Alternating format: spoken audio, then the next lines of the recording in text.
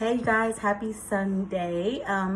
First and foremost, I want to say happy Father's Day to all the fathers out there, whether you be biological father, an adopted father, a stepfather, a father who stepped up, a father figure, whatever. I just want to say thank you for your effort. Thank you for being just and playing that role in someone's life and being there, being present. I've been holding this video off for a while because, first of all, I had to get my emotions together. I did not want to cry during this video. I still may, because I'm a crybaby and that's just me and I'm okay with that. But I figured what better day to put out this video than on Father's Day. So here's the thing. Here's a little background before I tell you guys what's going on here. So I was adopted at the age of 9, but before then, I was in foster care. Before then, I stayed in the same household as my mom, but I didn't live with my mom, if you get what I'm saying. It was more so my grandma kind of raised me. I don't remember much of it. I was really young, maybe like 3 or 4 is as far back as I can remember. But long story short, I wasn't raised by my biological parents, and I never met my biological father, ever. I knew nothing about him at all, other than the fact that my mom, she told me that he was Samoan. So I went through these whole years, saying that I was Samoan and Black because that's what I was told. And, I connected myself to this culture. I was proud of it. You know what I mean? I wasn't ashamed. I fell in love with the culture. I had a lot of Samoan friends, and I would sometimes look at myself and be like, yeah, I do look like I could be Samoan, and a lot of people felt the same way. So I go through my whole life and, I'm connecting myself to being Samoan and Black. That is my identity. I am Samoan and I am Black. And so about a month or so ago, I decided to do the 23andMe DNA kit. And it basically shows you like your ethnic background, like your ethnic makeup. And so I was excited to do it because, one, it was going to tell me exactly how much percentage of Samoan that I am. And 2, I was saying to myself, this could possibly connect me to my birth father, because I always wanted to meet him. I always wanted to know, what features do I have of him? What personality traits do I have of him? Do I laugh like him? Do I smile like him? Do I act like him? Do I look like him? Excuse me. So those were the 2 main reasons why I did it. And I always wanted to do it, but for some reason at this moment in time, I felt like, okay, it's time. And it was after I actually watched a YouTube video of this guy who did it. And I just had the unction to get the kit done. So anyways, I do the kit. It's like this little kit. It was $99 for those who want to know. And you put your saliva in it, you send it off, and they send you the results via your email.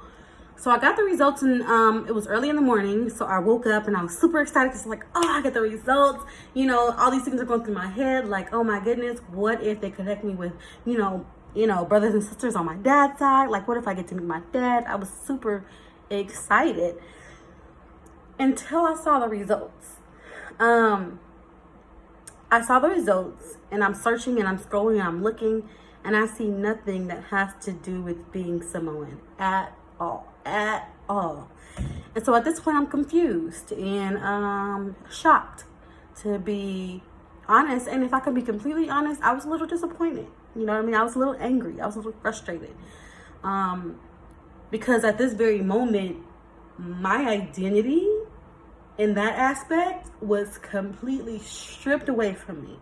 It was like a piece of me was like ripped away from my body, my mind, my heart. Like I had a very emotional response to, what I saw in those results. And I sat there and I literally cried for about an hour, talking to God, being frustrated, like, God, what is going on? I'm so lost. I'm even more confused than before. Like, just think of, say for instance, whatever race you are, you're Hispanic or Asian or Black, and you've known that for 30 years of your life, and you've connected yourself to that culture, you've been proud of that culture, you've represented that culture, and 30 years later you find out you're not that.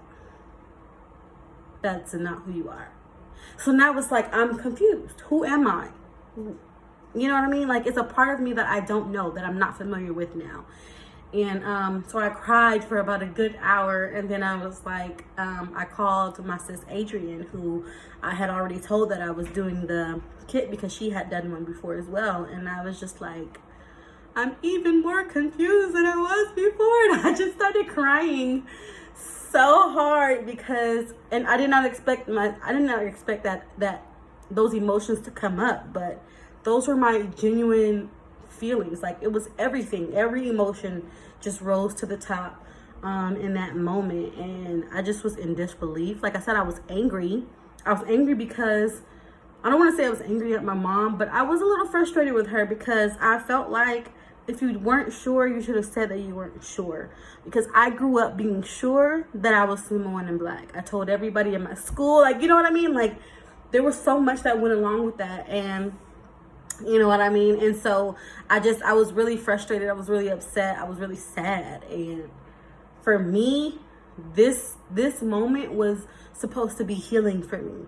You know what I mean? This moment was supposed to be like my aha moment in terms of like my identity and who I am and connecting myself to a person that is a part of me.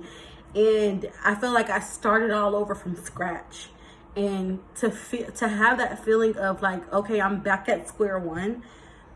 Like I said, it was like, you know, I grew up already like struggling with my identity for years. Like, who am I? Why am I the way that I am? Why do I do this? Why do I talk like that? Why do I find this funny? And you know what I mean? Just kind of figure it out. And I've always wanted to meet my biological dad. And I just felt like this was going to be like the breaking point for me. And so all of that was just snatched away from me in that instant.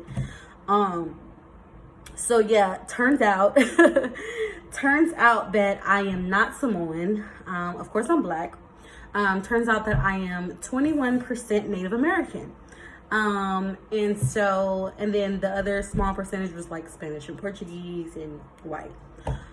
So I found that out, and I'm just kind of like, okay, Native American, I guess I can see that, you know what I mean? The high cheekbones and all things like that. I did call my mom, and I kind of told her like, Mom, like, I am not Samoan. Why would you say that? You know what I mean? And so I won't talk about everything that she said because that is personal. But I was very emotional, to say the least. And even trying to do this video, like, I've tried to do it a couple of times, and I just couldn't stop crying because I was still so, I guess, surprised by everything and still kind of lost. And I still am kind of like, I don't know what's gonna happen from here, but I'm just trusting God that if it's meant for me to meet my father, that it will happen one day.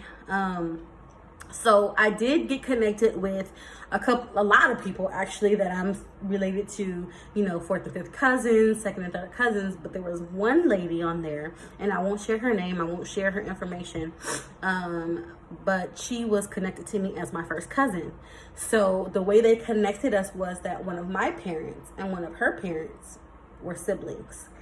And it has to be on my dad's side because she looked Hispanic, or you know, our DNA, the Native American part matched. And so, because she was only like 4% African American, so it wasn't on my mom's side, because both my mom's parents are Black. And so I knew it had to be from my dad's side. So I got excited, like, oh shoot, like, here's a family member that I can connect to my dad's side of the family. And so I messaged her, I connected with her, I kind of gave her my whole jam, my whole get down of what I was on there for, what was going on. And she basically kind of told me, like, you know, based on what you told me, and she asked me a bunch of questions. She said, based on what you told me, I can fit that profile to about 2 of my uncles. Because she said that our grandmother had 18 children, so there's a lot of them, apparently. And so she's like, I can, according to what you told me, I can kind of see it being down to 2 of my uncles. And so I was excited about that, because I'm like, if I can connect with her and if I can find out, you know, if I can meet that person, that would be great. But she did tell me that, you know, she wanted to be careful because she didn't know how he felt about it yet. You know, this was 30 plus years ago. You know, a lot has changed, and I get that. And I was a little disappointed, honestly, because I'm like, and I haven't heard anything back from her yet. But I was a little disappointed. I was a little sad because I'm like, I feel like I'm this close, you know what I mean? This close to meeting my biological father. But I sat there and I was like, well, what if he doesn't want to meet me? You know, what if him and my mom had a situation that he's not comfortable talking about? Like, what if that's not something that he wants to, you know, discover? And I had to be okay with the thought of knowing that my biological father may not want a relationship with me or may not be interested in meeting me 30 years later. You know what I mean? And so even though it was hard for me to think about, I had to be okay with that possibility. It was emotional for me because, like I said, I felt like I was this close. And this is something that I've wanted for years. I've always wondered what it would be like if I were raised by my biological parents. And not that I didn't have great parents. I had amazing parents that raised me. I had a father, I had a mother. But you always have that thought in the back of your head, like, I wonder what it would have been like. And I always wondered, like I said, like, just knowing that other side of me and being able to relate myself to my father and to that, you know, ethnicity, to that background, and understanding that side of me. And so, you know, I've kind of made myself be okay with if it never happens. If it never comes to a point where I'm able to meet him and sit face to face with him, or even if I am able to meet him and sit face to face with him and hear him say, this is weird, I don't know if I can do this, I don't know if I want to build a relationship with you. And it's hard to think about that because it's like, this is something that I wanted for my whole life. This is something that I've dreamt about. This is something that I've prayed about. And I just found myself asking God, like, you know, how could I get this close to it and then, you know, and not go anywhere from here? And so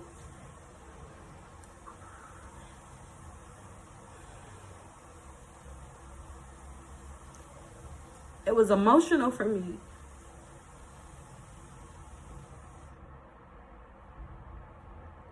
Okay.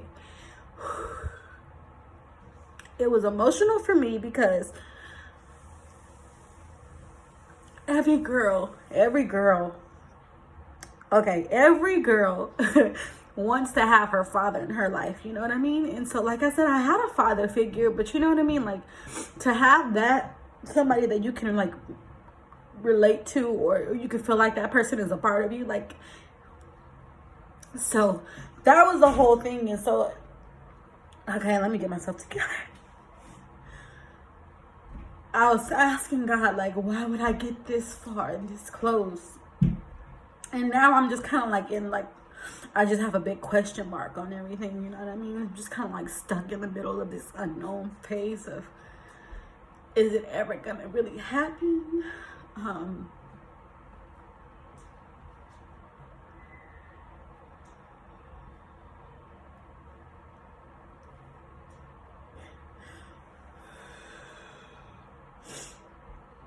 But you know what?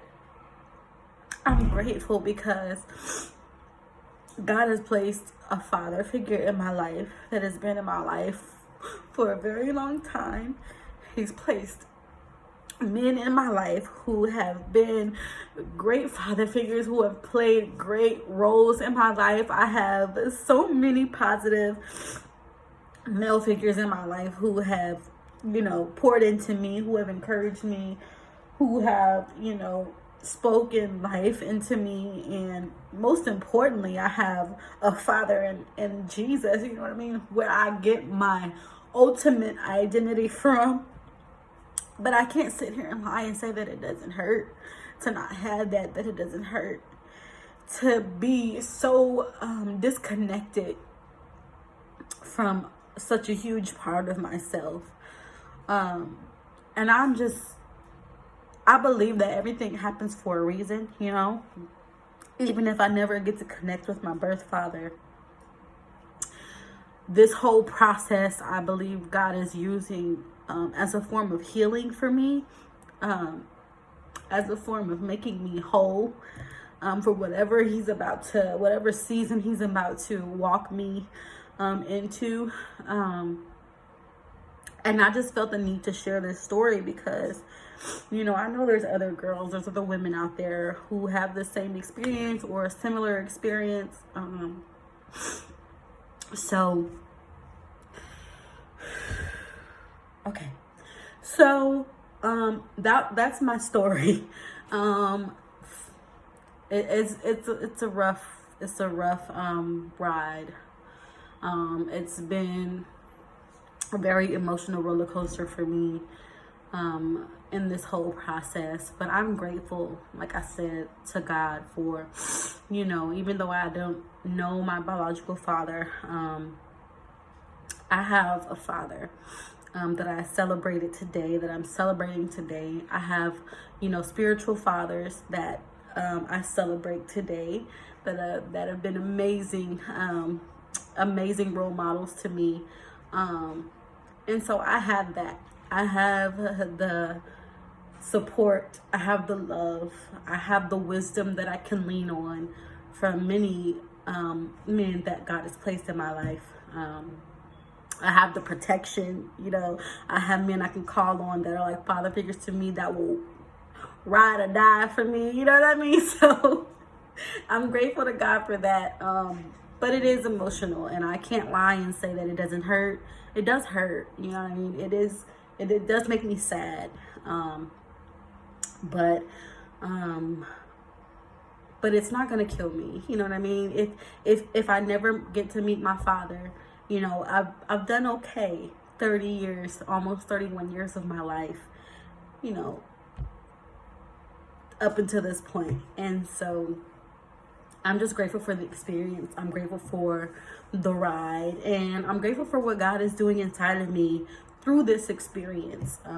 Just giving me healing. And so yeah, that's pretty much it, you guys.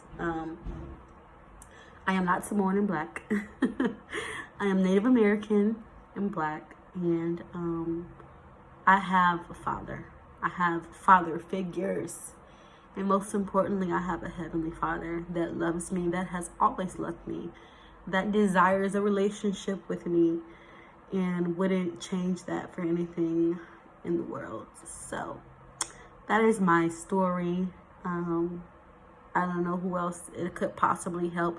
If I can give advice to any other woman out there who may not know their biological father, or desires to know them, or is, a little lost in their identity because of this, I want to encourage you that, if that's something you desire to do, go for it. But I want you to also understand that if it never happens, to be okay with the fact that,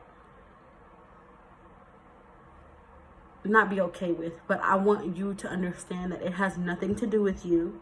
It has nothing to do with what you did, and it has nothing to do with who you feel like you aren't. Like if you feel like, oh, your dad doesn't want you, you're not good enough. It has nothing to do with that, because I struggle with that. Like, why didn't my parents want me? You know what I mean? What's wrong with me? What did I do?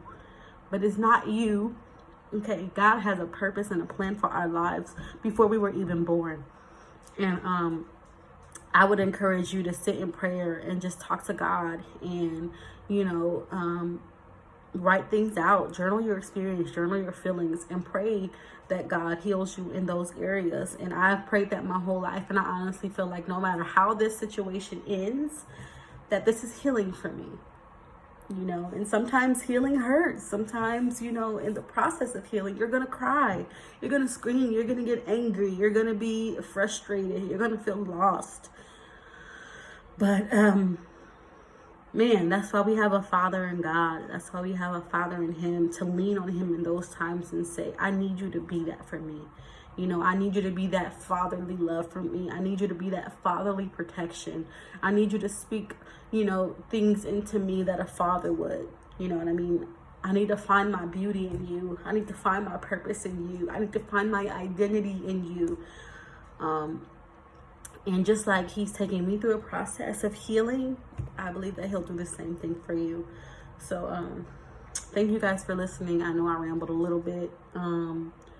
But But that is my experience. That has been my experience. And as life goes on, if there be any update from here, I will definitely let you guys know. But as of now, I am okay. I am getting used to saying who I am. But, you know, most importantly, I'm getting used to knowing that my identity is not based on what ethnicity I am or who my father is, but on who I am in Christ. That is the most important thing, and that has been the ultimate source of which I found my identity, and the only reason why I think I'm able to sit here and be okay with the idea of never possibly meeting, you know, my birth father. So, like I said, thank you guys for listening. I'm going to leave now. I'm going to cut the video off. And I love you guys. Happy Father's Day to all the fathers out there. Happy Father's Day to my dad, Kevin Swan. Happy Father's Day to all of the men who have been father figures to me. Bishop James Taylor, Deacon Michael Howard, Dad Christopher Scott. Thank you guys so much for being a part of my life, being wisdom, being love, being protection, and being light in my life. I'm super grateful that God has placed all of you in my life. And happy Father's Day to my Heavenly Father. Happy Father's Day to my grandfather, Johnny Pearson, the first man who ever showed me unconditional love. And I'm so grateful for him. Love him forever. I'm going to let you guys enjoy the rest of your day. Love you guys. Bye.